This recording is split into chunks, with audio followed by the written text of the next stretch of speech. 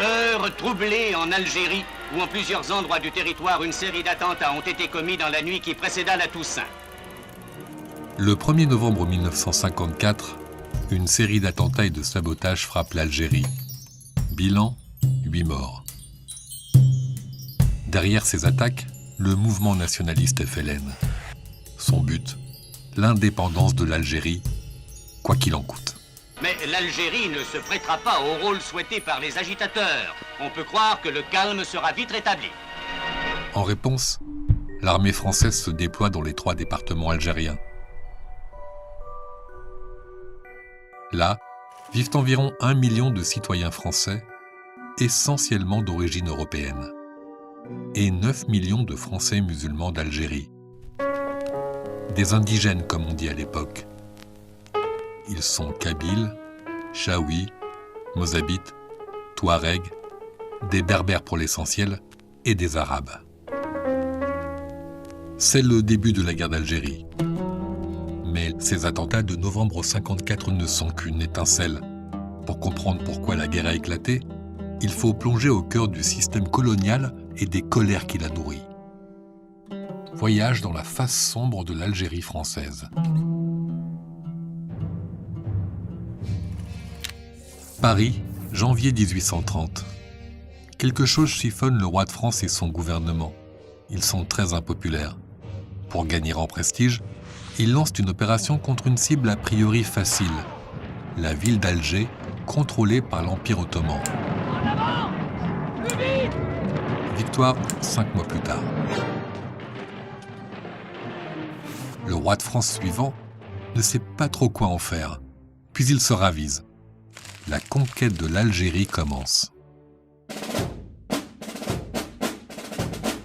C'est là qu'entre en scène cet homme, le général Thomas Bugeaud. Nommé gouverneur de l'Algérie en 1840, Thomas Bugeaud a une mission, soumettre les dizaines de tribus et les 3 millions d'autochtones du pays. Pour y arriver, une méthode. Détruire les récoltes, saisir les silos à grains, piller et dévaster systématiquement les villages. Et tuer en masse. Nous avons tout brûlé, tout détruit.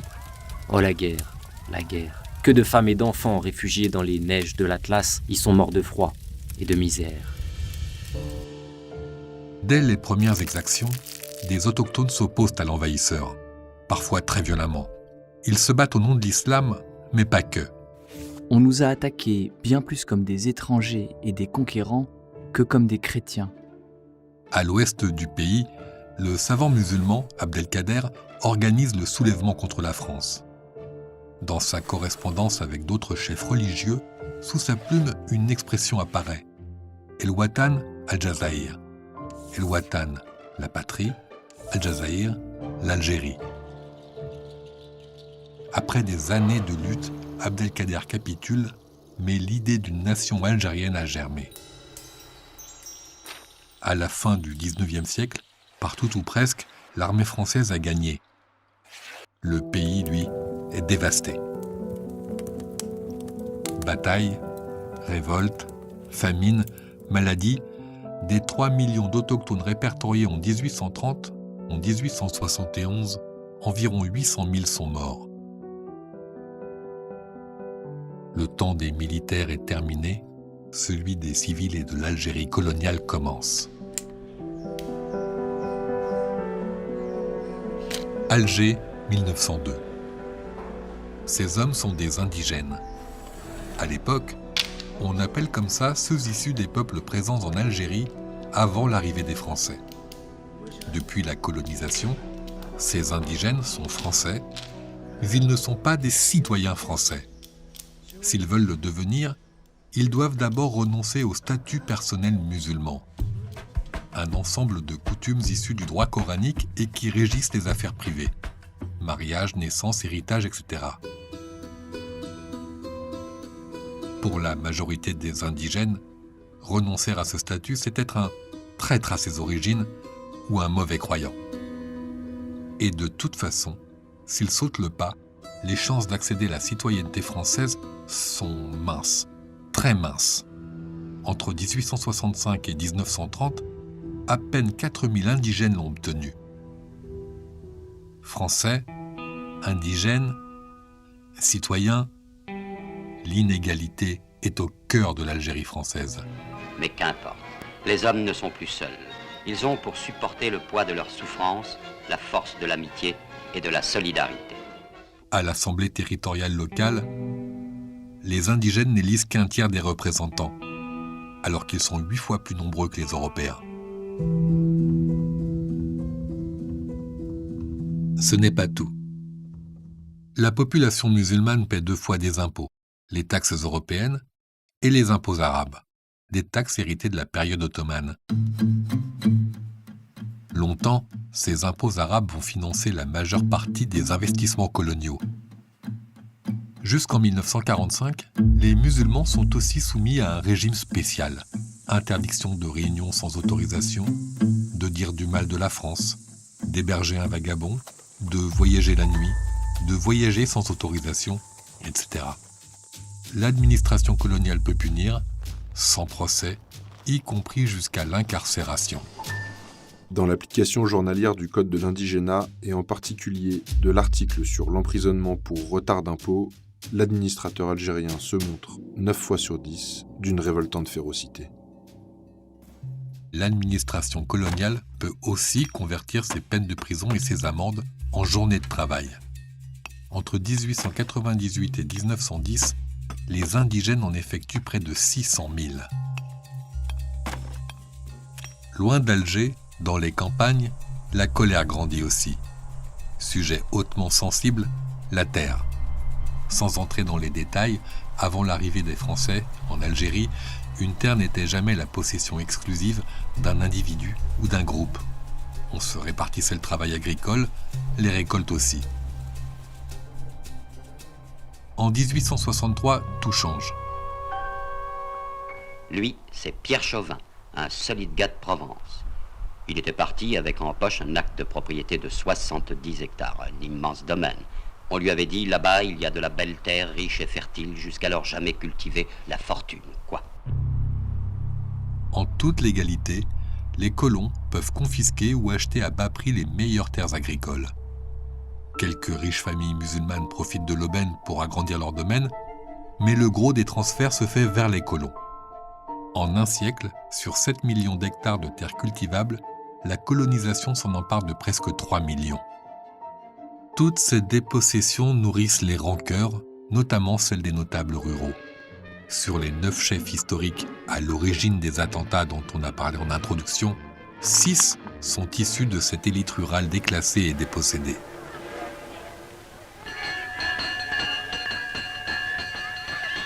Le développement promis par la France, lui, se fait attendre. Dans les écoles, par exemple. Alors qu'en métropole, l'école est gratuite et obligatoire, les colons rechignent à financer la scolarisation des indigènes. Une partie des impôts arabes a beau être prévue pour former des enseignants et construire des écoles, les colons freinent. Ils craignent que l'éducation des indigènes les encourage à se révolter. Résultat, en 1930, alors que l'Algérie française fête son centenaire, seuls 11% des garçons de 6 à 13 ans sont scolarisés et seulement 1% des filles. Les enfants goûtent ensemble une dernière minute de liberté au seuil de la même école. Les fils des musulmans et les fils des Français de souche. Les mêmes connaissances leur sont dispensées et leurs regards sont invités à se fixer dans la même direction. Une génération plus tard, quand éclate la guerre d'Algérie, seuls 15% des enfants indigènes fréquentent l'école publique, surtout dans les grandes villes. Vivant de petits emplois ou frappés par le chômage, de plus en plus de Français musulmans quittent l'Algérie. Au tournant du XXe siècle, beaucoup se tournent vers la métropole. Les salaires y sont 2 fois supérieurs à ceux de l'Algérie. Pour remplacer les ouvriers français mobilisés dans les tranchées de la Première Guerre mondiale, l'administration fait venir 120 000 Français musulmans d'Algérie. L'armée en incorpore 173 000 autres.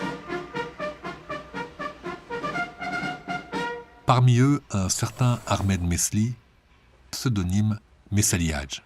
Comme beaucoup de Français musulmans d'Algérie qui débarquent en métropole, il vit un choc.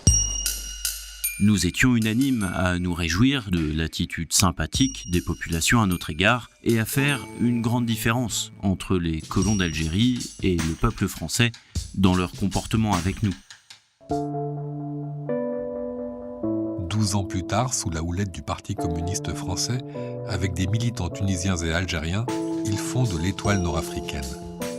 C'est la première organisation nationaliste algérienne. L'année suivante, Messali Hadj expose ses exigences. Parmi elles, d'abord, l'indépendance totale de l'Algérie. Ensuite, le retrait des troupes françaises d'occupation, mais aussi la constitution d'une armée nationale, la formation d'une assemblée constituante, élue au suffrage universel, et d'un gouvernement national révolutionnaire. Solidement ancré dans la culture islamique, tous les partis indépendantistes algériens adopteront, à des nuances près, ce programme nationaliste révolutionnaire, jusqu'à la conflagration du 1er novembre 1954. Heure troublée en Algérie, où en plusieurs endroits du territoire une série d'attentats ont été commis dans la nuit qui précéda la Toussaint.